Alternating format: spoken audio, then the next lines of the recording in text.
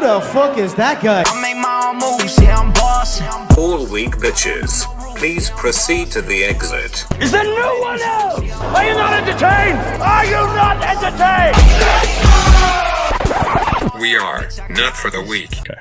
What's up, guys? Welcome to the Not for the Week podcast. It's your boy James. It is your boy OJ. And we're back at it. We have a fucking fantastic guest today. Oh boy, our second time guest. First time on the Not for the Week, but second time on our podcast. Big Jon Andersen. Big Jon Andersen. Deep water. A little bit of deep water motivation. If you guys don't know who he is, you're gonna find out real fucking quick. If you don't know who he is, chances are you do know who he is because he has the biggest traps on planet Earth. Yeah. Ex pro wrestler, Pro-Strongman, and IFBB Pro-Bodybuilder. The man is a professional everything. Professional badass. Just a super motivational guy. Really cool outlook on life. You know, calls it like it is. Mm-hmm. Isn't afraid to call shit out. He's got some cool philosophies like his whole deep water method, and he's working on some new stuff and some new coaching and whatnot. And it's a cool episode. Pretty stoked about it. It is, yeah. It went really well. I'm really excited for you guys to listen to this. Before we get into it, obviously head on over to notfortheweek.com. Pick up a Huge Facts shirt or tank, a fucking deload shirt, Hybrid World Tour shirt, anything. Any shirts. Support the podcast because we love y'all. And we hope you guys love us too. Go ahead and make sure to tell a friend or 2 or 3, maybe 10, and leave a 5-star review or 4-star review, preferably a no-star review if you're going to do anything less than 5. And but it better be 5 stars. It better be 5. Like I said, less than 5, don't even leave. Don't be that guy. Don't suck, dude. Don't suck. But yeah. And make sure you guys tag us. Tag us if you guys are listening to the podcast because it's dope. It's awesome. It's cool to see you guys listening to the podcast. Obviously, the podcast is growing, and it's cool to just interact with you guys. So make sure you guys let us know. But yeah, it's a good episode. Here we go. Jon Andersen. Let's go. Anybody can take a whole bunch of fucking exercise and drop the food down and make people suffer to fucking burn off body weight. Yeah. But what people understand when it comes to the getting in shape, and this is one of the things that I've been really crushing it with lately, is I don't know if you guys seen some of the new stuff I've been putting out. Oh, hell but yeah. it's really about, what's that? Oh, hell yeah, we've been seeing it. We were just watching watching some. Really, it's this concept of the body living in 2 modes, you know? I mean, first off, you know, people don't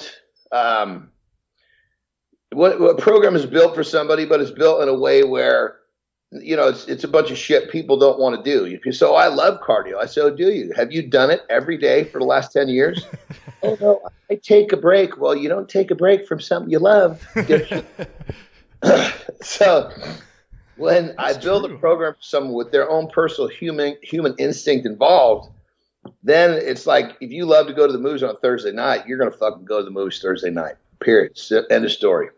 You don't want to go anymore? At some point, you say, fuck it, I'm not doing it. Well, that's what happens with people's programs. So that's the first element. The second element is that the body lives in 2 modes, and this is where it gets pretty crazy, brothers.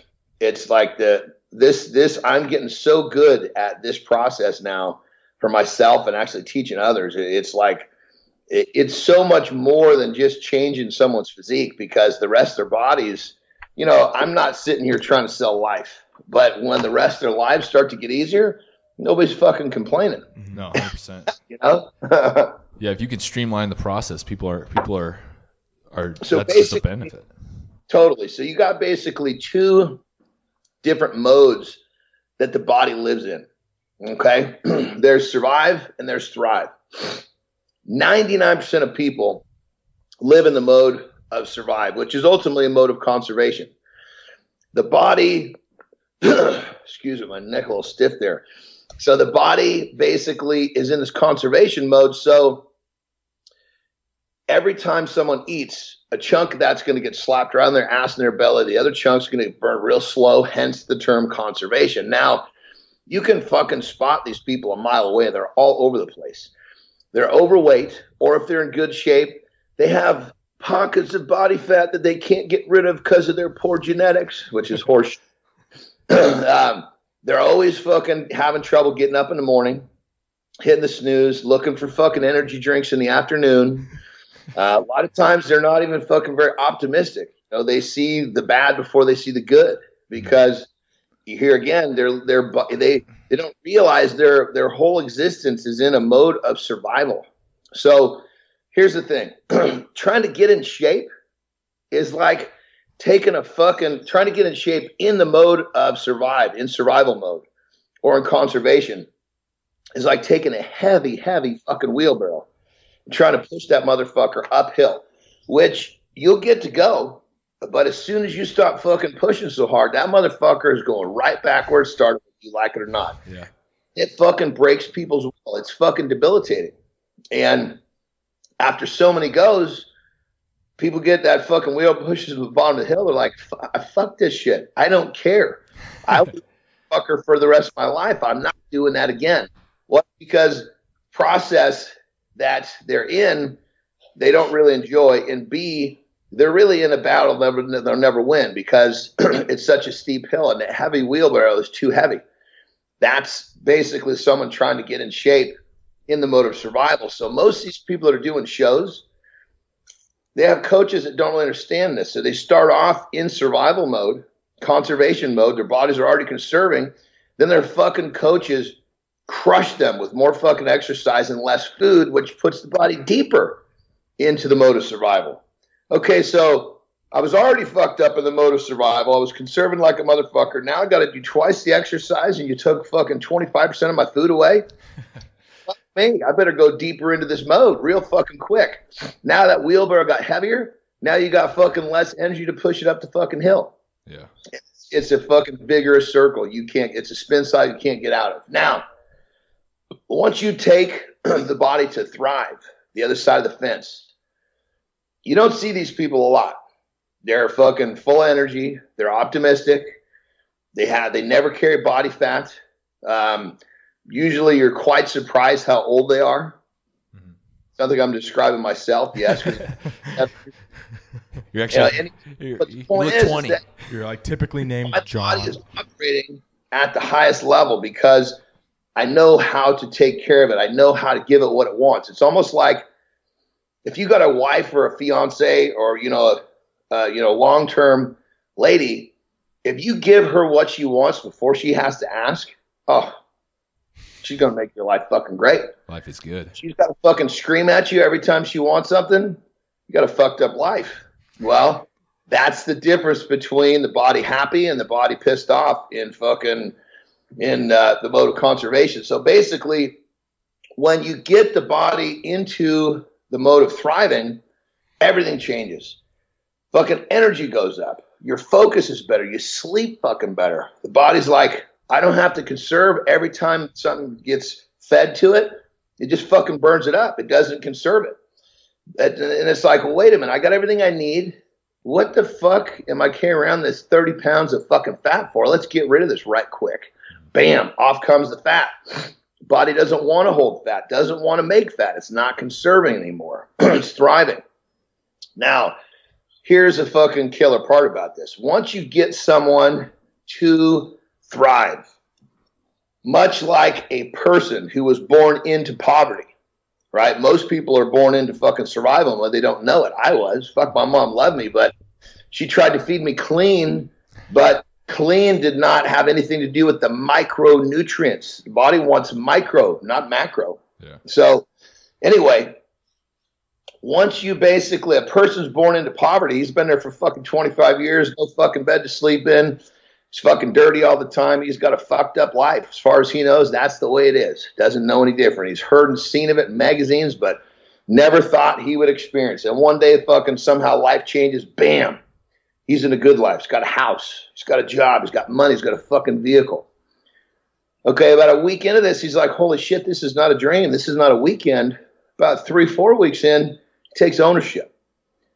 He doesn't want to go back. He loves his new life. This motherfucker and the body will literally cut fucking fingers and limbs off before they go back to poverty or survival mode. The person doesn't want to go back to poverty. A body doesn't want to go back to being fucking scared to death for its existence. So once I get someone deep into thriving, brothers, let me tell you, you have to fucking try.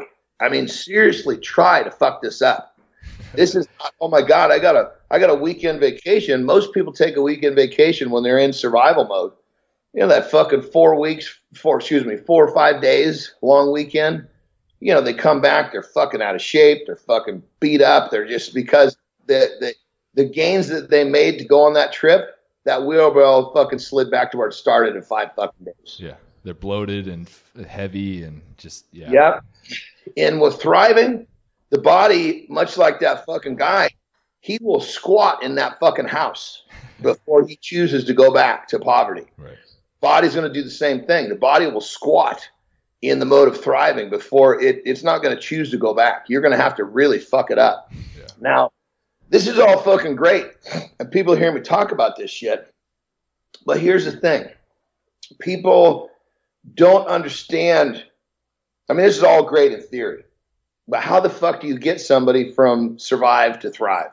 Well, this is really where the biggest hiccup comes, because our industry and people out there think that a custom diet is some fucking guy creating up, playing off the fucking numbers and all the fucking basic bullshit. When people are talking to me numbers, first thing I know in my mind is they don't know fucking shit, because numbers is the way to talk when you don't know the real language, So basically, in terms of creating a plan for somebody, right? What the public is used to is, yeah, here's a plan based off numbers, do this 2 weeks, send me a picture. At the end of the 2 weeks, I'll send you a new plan. That is fucking boilerplate horseshit. Unfortunately, the public doesn't know it. A real custom plan is this, and this is how I do it. And when I explain this to people, they're like, holy shit, I've never even heard of this before. Well, it's because we're trying to achieve something that you've never tried to achieve before. When I get someone in shape, the getting in shape is literally nothing more than a positive side effect of me getting them into the mode of thriving. Once they're thriving, they're going to get in fucking great shape. At that point, whatever their goals are, a piece of cake. They're going to dump off body fat. What else do they want to achieve? I just got to tweak the diet for what they want, because the body will do exactly what the fuck we want it to at that point. It's not fucking stubborn. It's not fighting us anymore. So custom diet to make this program works is like this. First off, I don't fucking coach on email. There's no way I could convey this type of information in detail to somebody that's literally specific to them. Because when I coach on the telephone, I give someone a plan. It's, okay, here's your plan, and I'm on the telephone with them. This is not email. This is what you're going to do on day one of your diet. At the end of day one, you're going to see very clearly one of two things. I don't care which one it is. You text me, let me know, bam, I'm going to adjust at the end of day one.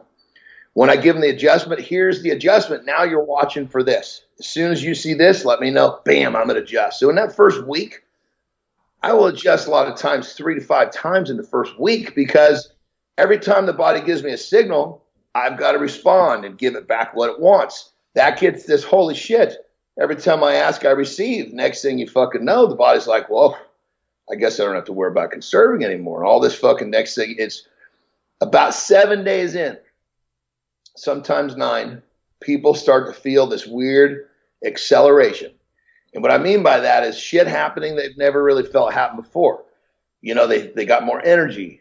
They're eating all the time. Never, ever be hungry. Number one rule, fucking jam down someone's throat. Being hungry tells the body it's time to conserve. Okay? Now, I can't get someone in this shape eating pizza. My apologies, but if you figure that out, you'll be a millionaire, dude. Well, when I adjust like that, it basically gets the body on cue that it's going to get what it wants.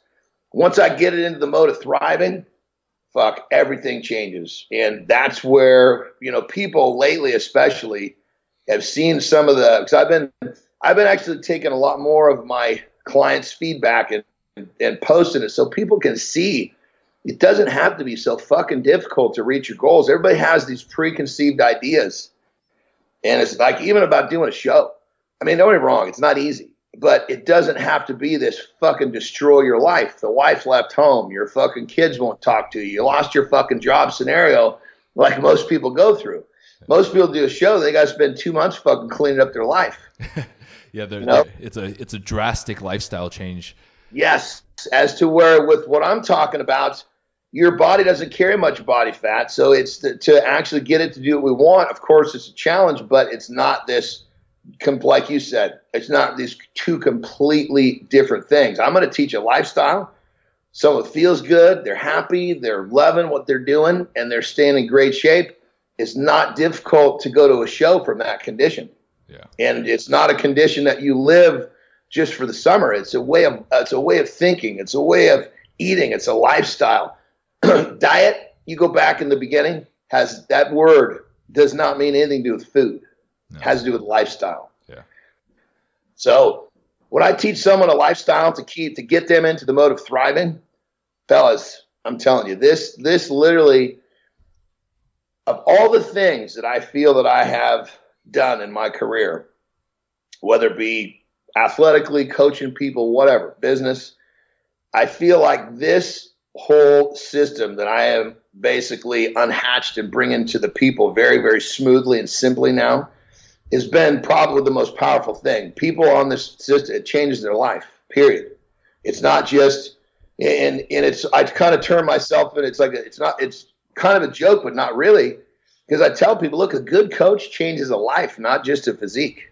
Yeah. And when you help someone rebuild the way they think, the way they go about life, and it changes their life, that's the fucking shit right there. So anyway, I've been fucking just jacked up. I'm 2 weeks away from a competition.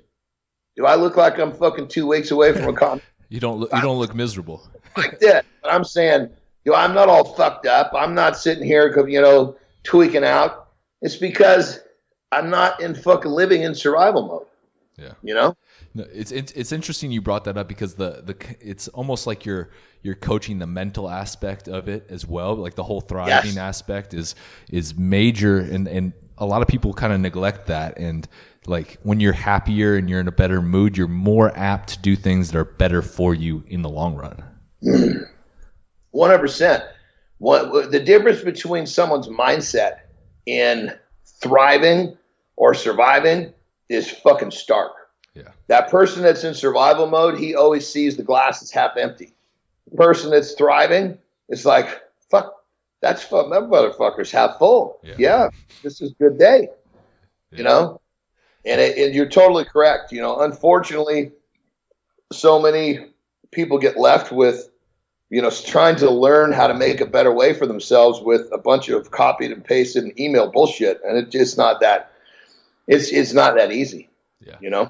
Well, there's such a connection too, and like, and I was interested to see like, because sometimes like you just meet somebody and they're just like super negative, like you were talking about, like everything is just like fuck this, like fuck that, like just negative, and like obviously they're super unhappy with how things are going in their life. Like, do you find that like you're able to kind of help those people change, or is that like, or do you find some people that are just negative regardless?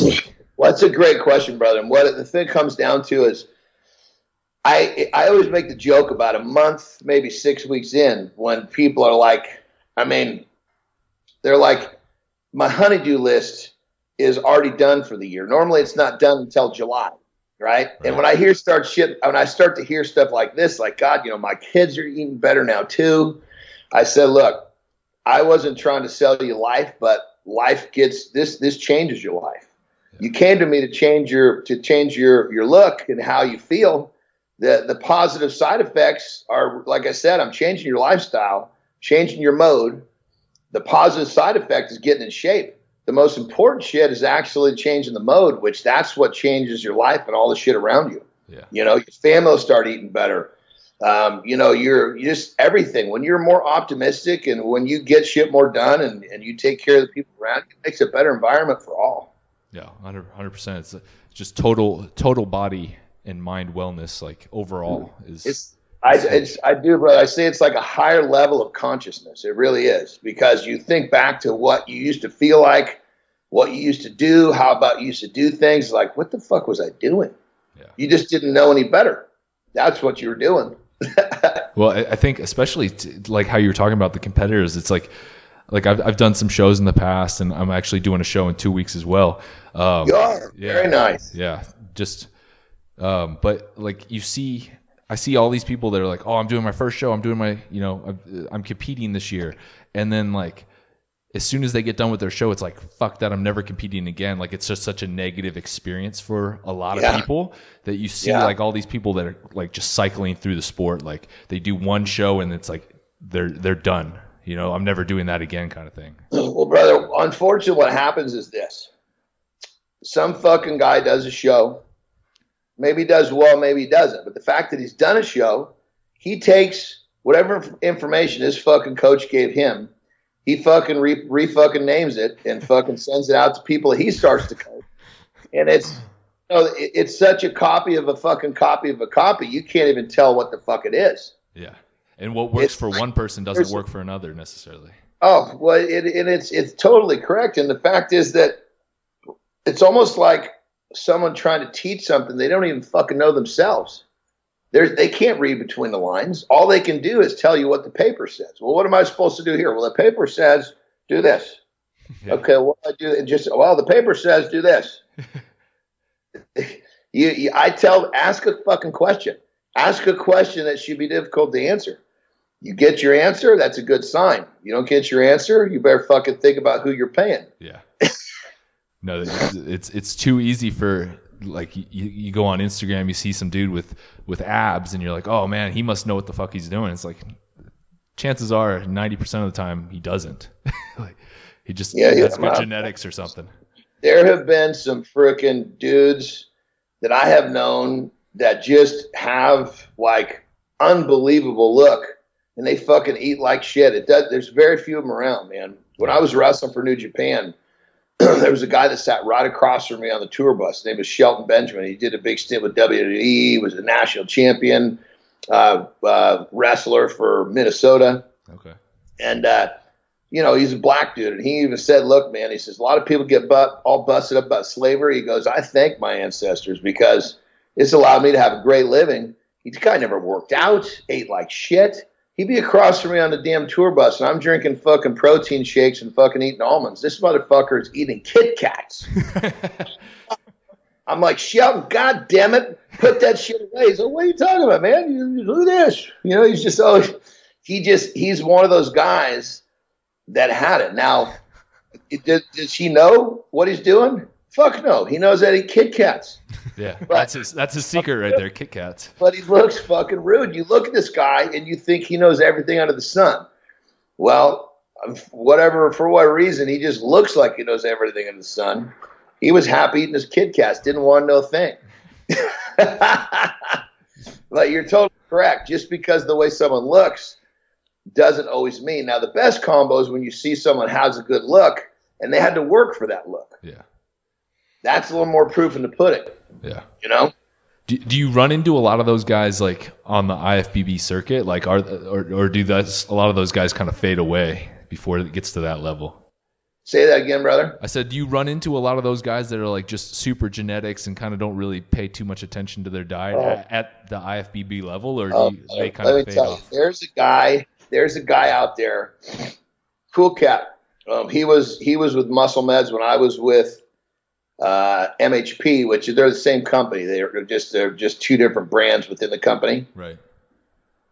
His name is Michael Lockett, and he's a solid Olympic competitor. And this dude, I mean, literally, I've competed with him a lot of times. This guy, he doesn't really have a diet. He eats fucking fast food all the time. Oh man. I mean, literally, and I'm not shitting, he fucking carbs up with a fucking extra large cheese pizza the night before. God damn. I mean, he comes down in the backstage and he's eating slices of that fucking cold pizza that he couldn't finish from the night before. And he doesn't do anything with sodium, doesn't fuck with water, doesn't do a fucking thing. This fucking guy, I'm telling you, I have never seen this guy one time without fucking shredded glutes. Damn. Insane. I mean, I have never, ever, ever seen a person in better shape in my life that eats like he does. I mean, it's every once in a while, dude, it's like there's no fucking explanation. You can't answer that. You know why? Don't fucking know. Could you guess? You could guess your fucking rest of your life. You probably never know why. Those are the type of people that just piss you off. It's like, God damn it. Like, if I even look at a cheese pizza right now, I'll put on like 10 pounds. Well, I tell you, brother, it's one of those things where, of course, that would be awesome to have. And Michael actually done very well because he's actually got the work ethic to match. Right. But most guys are like that. They never developed a work ethic. I was the flip side of the fence. I was the fat little fucker, no genetics, and I had to work for everything. So that's my biggest blessing because I'm 47. I'll do this until I fucking drop just because I don't know any better way. I love it. Yeah. People that never develop that work ethic, that thing, you know, a lot of times, and we hear this all the time, you know, hard work will outdo fucking talent any day. Yeah. Now you put the two together, fucking look out. That's where you get the big time guys. Yeah. Yeah. It is, and it makes you wonder, you know, like where that whole thing, the whole work ethic, because you'd think, oh man, you got really good genetics. Like you'd think that they'd want to work to improve that even more to see, kind of push the envelope. But, you know, some people aren't like that, you know? Well, and they a lot of times what your thought process is totally correct. They're not like that, or they don't even know. They'd like that in their minds. They want to improve something and they give it a push for a couple of weeks. And that's all they know because a couple of weeks makes a difference. Yeah. If they knew how to do that for a couple of years, fucking look out, you know? But you're totally correct, brother. It's sometimes you see it that just doesn't make sense. And here again, we talk about everybody being different. Well, that's the extreme side of different, man. Yeah. Yeah. It's nuts. I think that's one of the most overlooked aspects of the whole fitness industry is like they'll look at somebody like on the Olympia stage and they'll be like, oh, it's just the drugs, or it's just the, you know, like I could diet like that and I'd look like that. And a lot of people just kind of overlook the whole, like genetics plays a huge role in that, you know? I mean, there's so many roles. It's unbelievable. Yeah. You know, I think as human beings, you know, one of our biggest mistakes is we try to problem solve with one thing. Yeah. A problem is never one fucking thing. A problem is 10 things, and every one of those 10 things has 3 offsprings that makes it its own problem. But people want to always push a single button. Oh, I can't do that because of this reason. Oh, I can't do it because of this reason. No, you can't do it because there's fucking 10 reasons. You're too much of a fucking pussy to put them all together to do it. You want to make it one simple, make it easy for you to get yourself off the hook. Oh, I don't have the genetics. Well, there's a lot of fucking people that don't. Yeah. You just got the fucking nuts to fucking go out there and stake your fucking claim. Yeah. The journey's just going to be a little bit harder and a little bit rougher, but it doesn't mean you can't get there in the end. Yeah. 100%. And then keep in mind that rough start, that development of that, you know, what gets you where you start, that's the fucking blessing, because those are the people who end up having those long fucking careers because they don't know any different than putting in the work. Yeah. No, it's 100% true. You're 100% right there. Yeah. Man. So this is your first competition you're doing in a while, huh? Or since last year. Yeah, I think you were getting ready the last time we talked to you. I do the Cal Pro every year because to be able to drive to an IFBB competition is pretty fucking rare. Yeah. So I always do the Cal Pro, the LA Pro, whatever you want to call it. And then last year I did Chicago, which I'll probably do again this year. It's really my schedule because usually I try to do a couple in the front of the year, then one in the backside. Last year I was going to go to Italy and do George Ferraz contest, and I had a whole slew of, shit in my family that just like one fucking punch after the next. My fucking brother got a brain tumor, which we're still dealing with. My dad had a fucking tumor he had to have removed. Thank God it was benign. And then the fucking big hit was my daughter actually had a bump in her abdomen that had to be removed that could have been cancerous as well. So the stress of those 3 people all having that land in my lap, I was like 8 weeks away when all shit started to hit. And I was so stressed out mentally. I was literally when it comes down to it, I was dead set on doing it. Yeah. But it came to that point where I mean, my body was so stressed out. It was like I was getting to that point where I was having a hard time functioning with my life. And, you know, bodybuilding sport is great. But if you can't fucking support your family and do that, I mean, bodybuilding means fucking nothing if you don't have the support group and take care of the people you love. You cannot sacrifice your family and your loved ones for a fucking, you know, for a sporting career. No fucking way. No, especially not. Yeah. And unfortunately, so many people get so caught into that. It's just like they lose focus on what it's all about. I tell everybody I work with, I don't give a shit if it's for competition or just getting in the best shape of their life. If life is not in order, what we're doing makes no fucking difference. Because if people are fucking dying, or if you've got a real problem that needs your attention, that is more important than anything.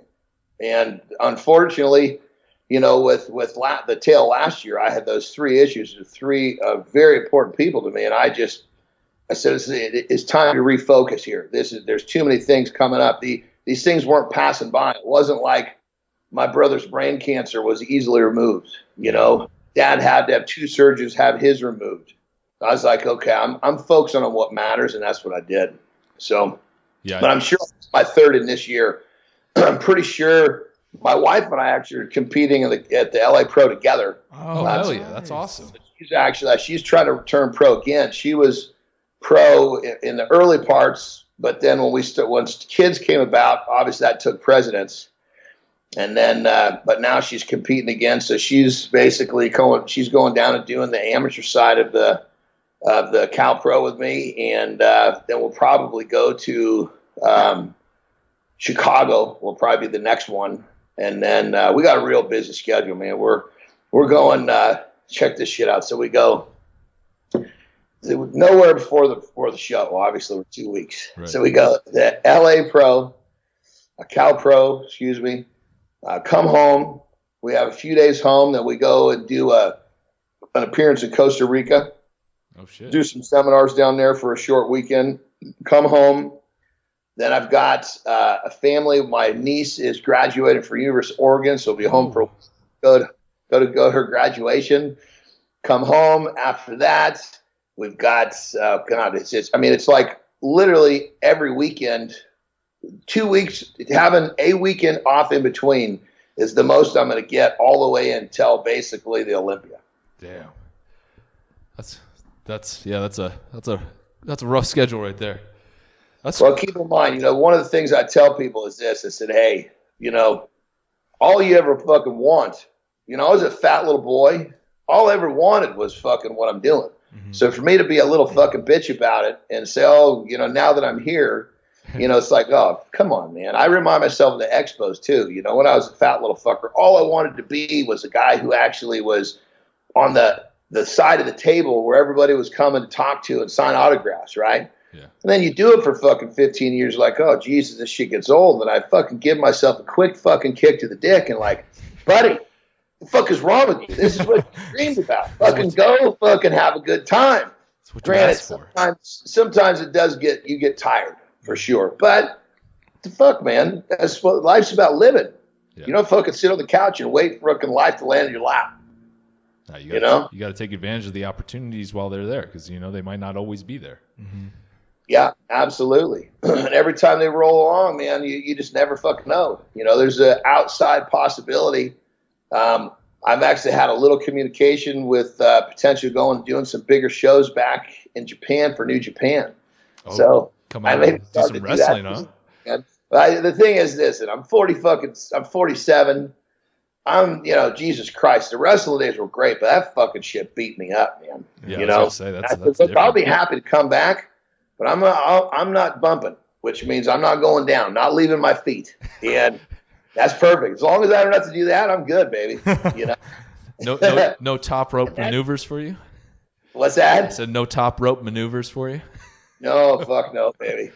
And that'll be killer because now my kids, you know, the kids in the house are 17 and 15. So, you know, it'd be nice to kind of take them. I took them on the road a lot when they were young, but it's very different being that age, going to different countries and shit. You know, they're coming with us to Costa Rica. They've been all over the fucking place, but it's just nice that if I get that opportunity again, which it looks like it may have a good possibility, it's nice to be able to share that with them, you know? Yeah. Plus, I'm sure their reaction to you in like Japan or whatnot is probably pretty insane too, because you're just a fucking massive dude. And yeah, I mean, let's be totally honest. If you go right back down to the brass tacks, I was never a good in-ring worker. You know, you could consider myself, wasn't bad, but I was far from good. Right. But the way that I looked, that's what allowed me to do what I needed to do. I didn't have to do much. You know, the less I did, you know, the more my character worked. And thank God, because my skill set was thin, man. Hey, it all worked out, man. That's but all. you know, that's just, you got to know what you got, work with what you got, you know? Yeah, take advantage of the tools you got. That's it. I can do this really well, not fuck this up. So I'm going to keep doing that really well. I'm not going to take this fucking risk over here, make everything look like a fucking hell in a handbag. You know, that's not my character. I'm the big, powerful dude that stands there, picks somebody up, throws them down, and walks away. So let me do that and get me the fuck out of there. Pay me. Yeah. Give me my check and I'll be on my way. When was the last time you were over there doing some wrestling? Been a while? The last time I worked in wrestling was with New Japan. It was a tour in Australia and New Zealand. So I was in New Zealand. Okay. I'm trying to think. It was a squash match, which meant I only had to leave my feet one time. I just basically, you know, they had me to be the heel, which is the bad guy. Had a local-ish, well-known local wrestler come up and me just beat him down. So everybody got real pissed off, you know, and I talked on the mic and got everybody all riled up. One fucking bump. I was messed up, man. I told my wife backstage, you know, I was at my match that I had to do a run-in. And I was at one fucking bump, man. That thing started setting in. About an hour later, I do my run, and I felt like I was running on broken glass, man. It's kind of a funny story on that level too. So what they did is they brought in a local boxing champion as part of the story. And so me being this big fucker and him being a big legitimate boxer, one of the things was he and I facing off. And there's, you know, he wasn't a wrestler, of course, so he's just kind of just doing what we tell him. We're kind of talking to him, you know, with our mouths closed to just tell him what to do. Mm-hmm. Somehow Q got missed, and he and I we went face to face before we were supposed to. And so you got two big guys going face to face. There has to be a reason that you don't fight. You can't just fucking you can't just back up. It's like the crowd's like, what the fuck is wrong with these two big pussies? You know? Well, I'm the heel, so I'm telling him, hit me, you know, because I need a reason to leave, you know? Yeah.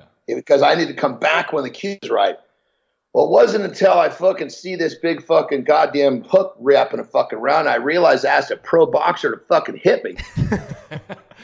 Dude, he fucking clipped me on the end of the chin, and it was all I could do to keep my feet to get the fuck out of there. Almost went down. I was fucking wobbly knees.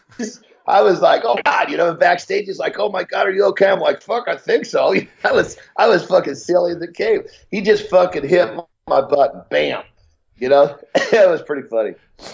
Got some CTE right there. Yeah, needless to say, we made sure that cue didn't get missed next time because I didn't want to take another one in the chin. Props to you for shaking it off, though. Not going down. Yeah, well, I'll tell you, everything turned slow motion, so I was probably getting closer to that thought, you know? Oh, man. Oh, shit. Do you miss the wrestling? Is that why you're kind of going back to it a little bit or trying to go back? I think at this point, you know, it's really opportunity, you know? It's like, you know, something that, keep in mind, I stopped wrestling because I got released. Yeah. But let's be honest, you know, you don't walk away from that situation if you're still being pushed and everything's good. When they replace you, you walk away. And if you're smart enough, you walk away from the good situation. You don't go try to recreate it and all the bullshit, you know? So when I got released, that's when I turned pro in bodybuilding. And I think just through the fact that, you know, I'm still active, I'm still relevant, I'm still on social media, you know, they can bring me back. And it's almost like it's like fucking great. It works. If I had just died off, or if I had started fucking, you know, going back to the indies and done all the bullshit little matches that people have to do to get a good match, you have no value. Yeah.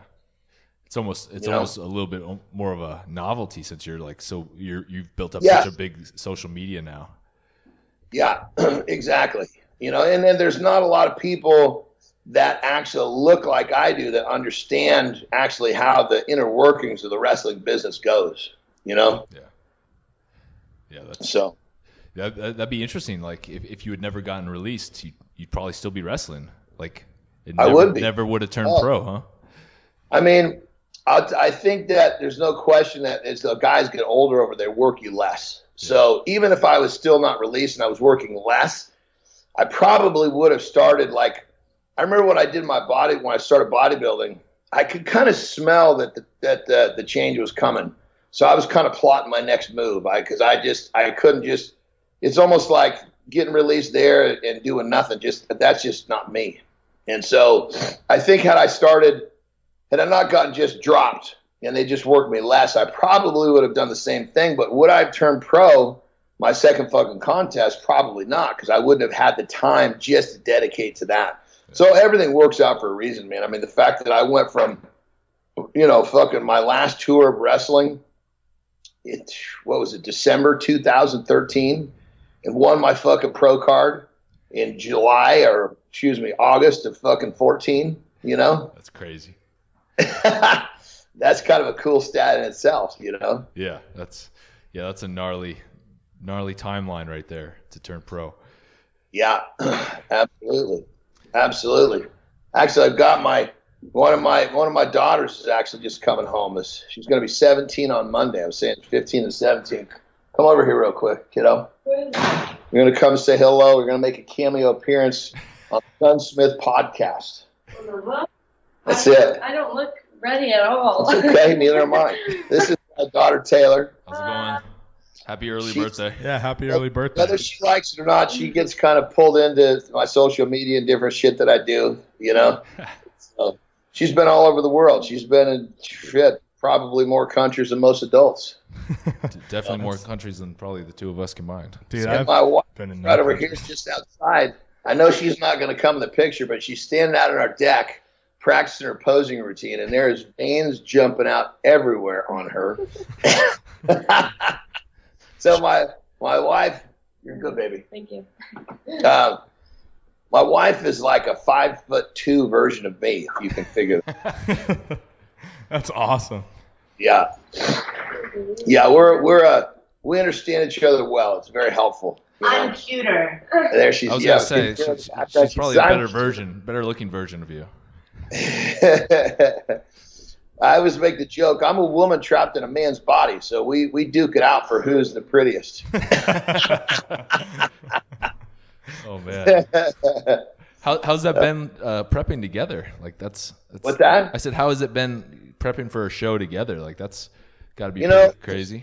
In the years past, the one that we did, she did. This is the first time we've done together, and I'll be totally honest. You know, the last time she competed, we had her compete during when I was not in full blown prep. It was early stages, so we didn't really cross. But since then, you know, my system has gotten so much better that we both really had this is hands down been the most gentle prep I've ever had, meaning I've enjoyed the prep. Don't get me wrong, I have my fucking bad days, we all do. But it's not like this, fuck, am I going to make it? Yeah. It's like, oh, fuck, okay, so this is a motherfucker of a day. But keep in mind, you have a motherfucker of a day. Any day you have fucking say you have nightmares, you don't sleep well, or whatever it is. Yeah. You know what I mean? Life. Sometimes I'll have to get up in the fucking middle of the night to take a big fucking dump, and I'm on the toilet for fucking 20 minutes. That breaks up my sleep pretty well. You know, I take a piss 3-4 times a night, but I can do that basically sleeping. Yeah. To take a dump and not have to get in the shower, I got to pay attention. So, so when I'm on the toilet in the middle of the night, I got to wake up to make sure I can actually get back in bed without fucking making a pit stop through the shower. Then I'm fucking really awake. Yeah, the after shit shower would definitely fuck up your sleep schedule. You know, there's those times when you're sitting down there and you're done. You don't reach for the paper. You just fucking reach to turn the shower on. It's like, are you going to try to fucking clean up a cow pie with your fucking bare fingers? There's not enough there's not enough tissue on the fucking roll to keep your hands clean. Let's just get in there and let the water do the work for you, you know? You're going to have to chop down a few trees to get that clean. That's it.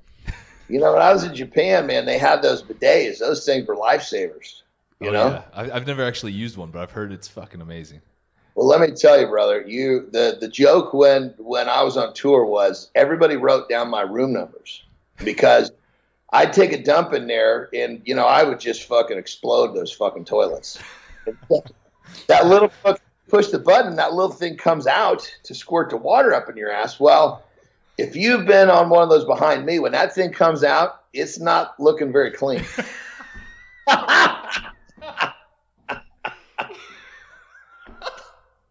So when we'd be at the front desk and they'd be handing out room keys, sometimes it would be like, literally, if we were like doing a tour where we went south and they came the same path north and we were back to a hotel a couple days later, the person that got my fucking room key everybody would just be fucking laughing at, you know. Sometimes they would refuse to take the room, and it was a buddy of mine. And I'd swap the fucking key with him, you know. just ruining toilets worldwide. That's it. You know, the bottom line is this. I tell people all the time, if you're going to fucking make an omelet, you're going to break some fucking eggs, you know? And you don't fucking live the life I had, eat the way I do, you know, go about life the way I do and expect that there's not going to be some sort of fucking mess along the way. Now, is the mess worth the fucking, is the mess of the cleaning up the eggs worth the omelet? Oh, fuck, are you kidding me? There's no question. But you can't fucking make that omelet without breaking those eggs. Yeah. You might make a little bit of a mess. It'll be all right. That's it. Yeah, that's exactly it. Yeah. So what show are you doing, brother?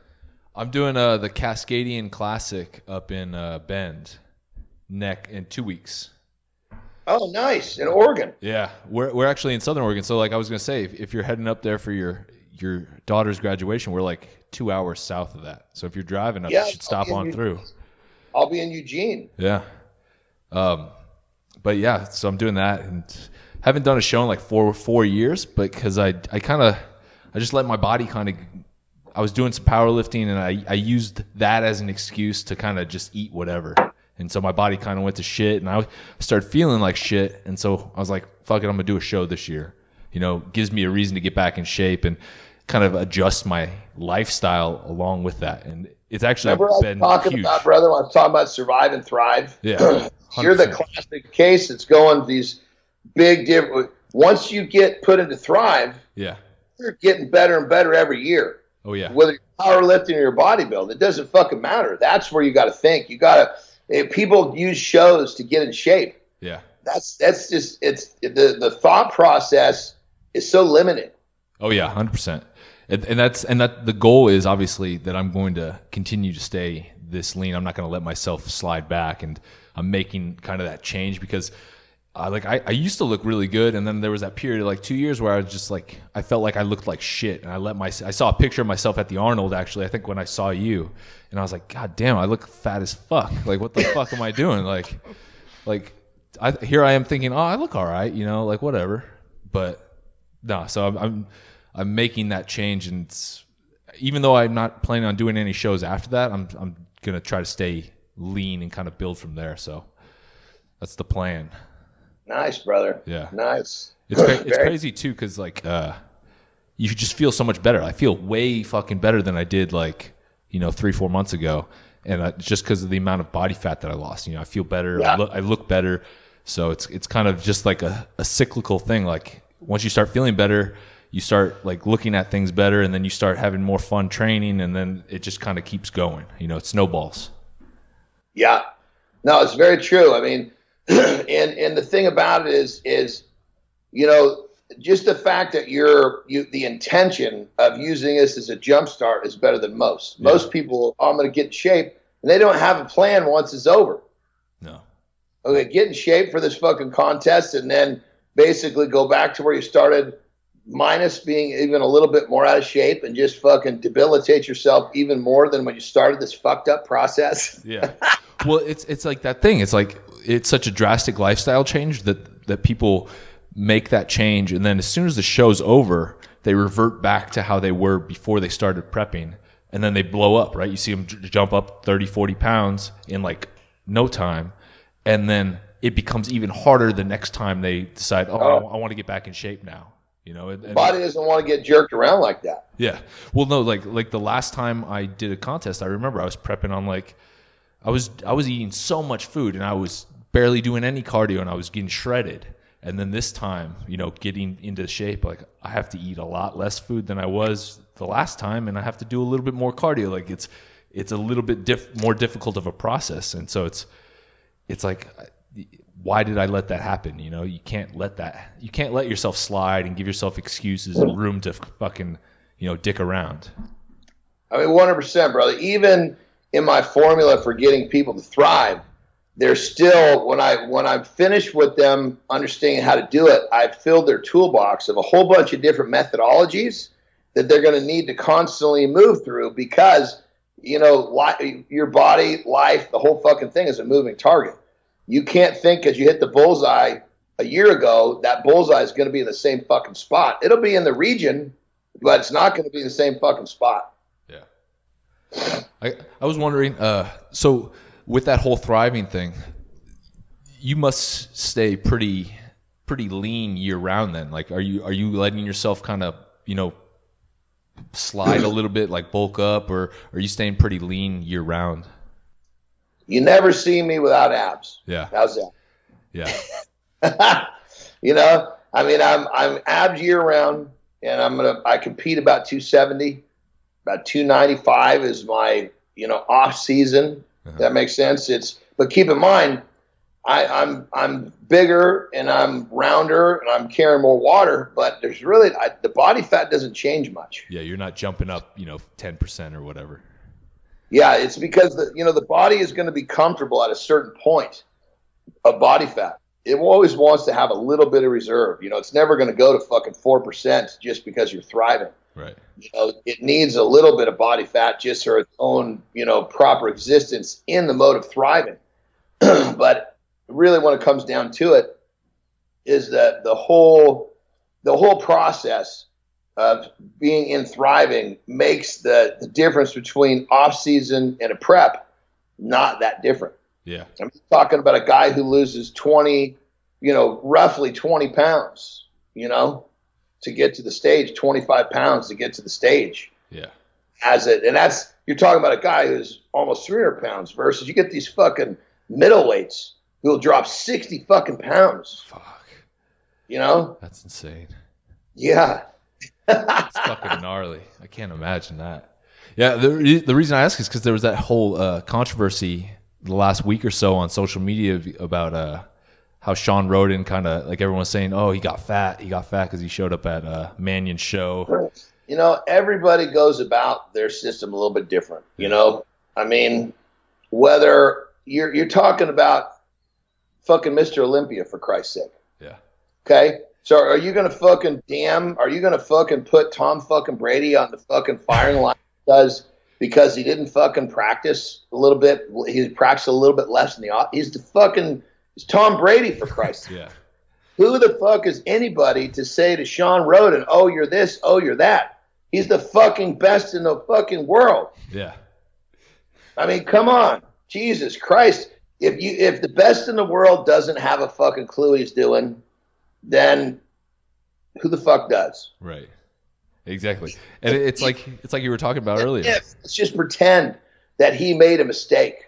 Okay? He's a champion. Champions negotiate mistakes. And I said, even if this could be his plan. Yeah. And from what I've seen, that apparently is how he normally does his off season. So, but yeah, I mean, for guys that you see, the guys that compete at the Olympia once a year, you know, they, keep in mind, you don't look at him. He's not fat. Yeah. He's just not fucking show ready. And people, they think that's fat. Most fucking guys would die to look like he did on that film. 100%. So it's like, people need to fucking put this whole fucking conversation in perspective before you start fucking throwing stones at the fucking Mr. Olympia. Yeah, it's ridiculous. It's just that negativity that we were talking about earlier, like people just unhappy with how they look. And so it's like, oh, here's a chance to tear down some guy that looks like amazing. I tell people all the time, listen, if it makes you feel better to fucking light me up and talk shit, I'll be your punching bag. Doesn't bother me one bit. If you feel fucking better, call me a dickhead, call me a dickhead. It makes no fucking difference to me what people say. The people that talk shit, you hit it on the head. They're usually the ones that are fucking too chicken shit to put on the line. So they want to seem like they know better by talking shit about the people that do put it on the line. Hey, bottom line is this. You can fucking say whatever the fuck you want to say. What are you doing? Yeah. Yep. Actions. That's it. That's it. Anybody can fucking run their mouth. But can your body cash the fucking checks for your mouth? If it can, then keep running your fucking mouth. If it can't, shut the fuck up. 100%. That fuck yes. That's it. Gotta love it, baby. Little fucking deep water philosophy coming right at you, brother. Dropping dimes over here. Breaking some fucking eggs. Breaking some eggs, man.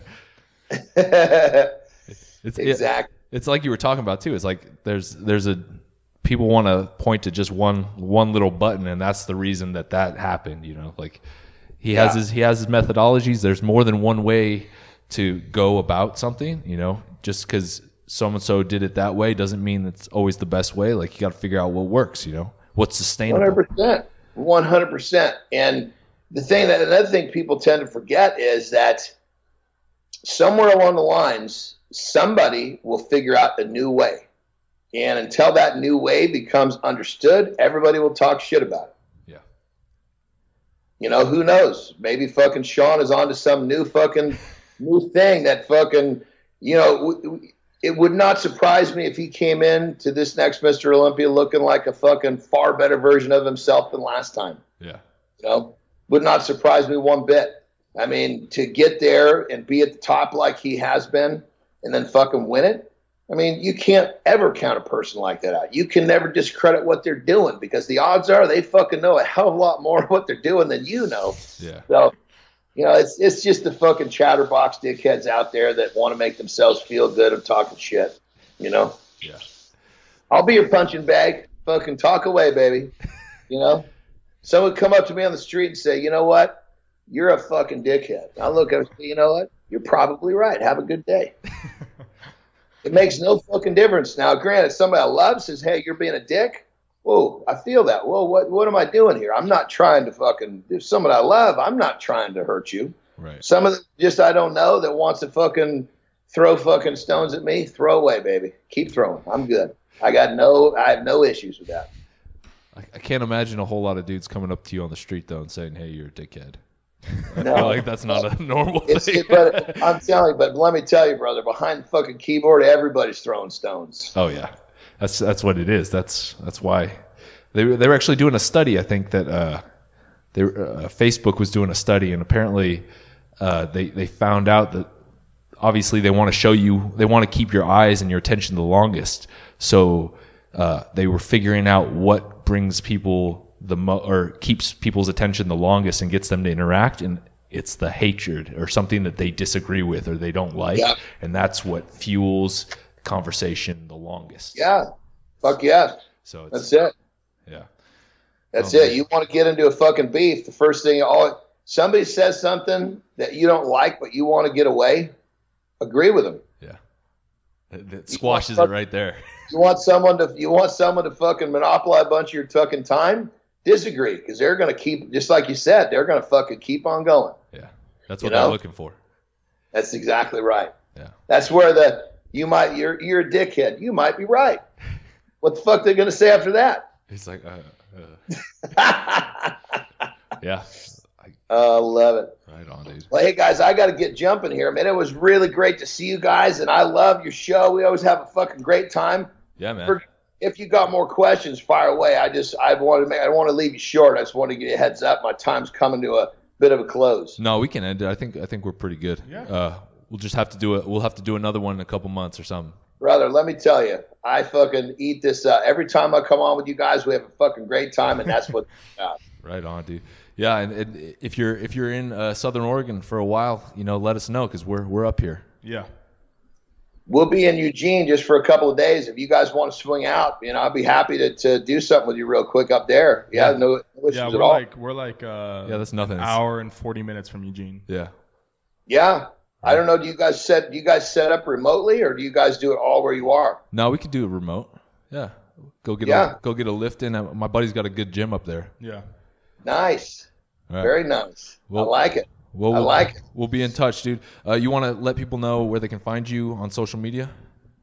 Yeah. So basically, I would say the hub I would say is my Instagram. That's probably where everything goes from there. So it's the _Jon _ IFBB _ Pro. Now keep in mind, it's a lot of fucking shit to remember. Plus Jon, Jon, and Andersen is Andersen. Probably the better way to do it is just to Google my name. My website will come up, and then you've got all of my shit right there. Right on. So Jon-Andersen.com, but even if you spell it wrong and you Google it, it'll come up. Right on. And my website just got redone. So you got all the social media handles. You got, talks about my careers, all sorts of shit. So got some programming and stuff up there too. Absolutely. Yeah. I got speaking of which, you guys, anybody watching the show, go to the website. You can get my free book, my free deep water ebook. Right on. Keep in mind, it's the original version of Deep Water, but there's training, there's nutrition, all sorts of shit that can help you. So again, Jon-Andersen.com. You can get your free book and help you down the road with the deep water philosophy. Right on, dude. Well, we appreciate having you on, Jon. This was fun as always, dude. Yeah, man. Great to see you, bro. Thank you for your time. Yeah. Thank you. Good luck in a couple weeks. Right on, my brother. You too, baby. All right. See ya. Later.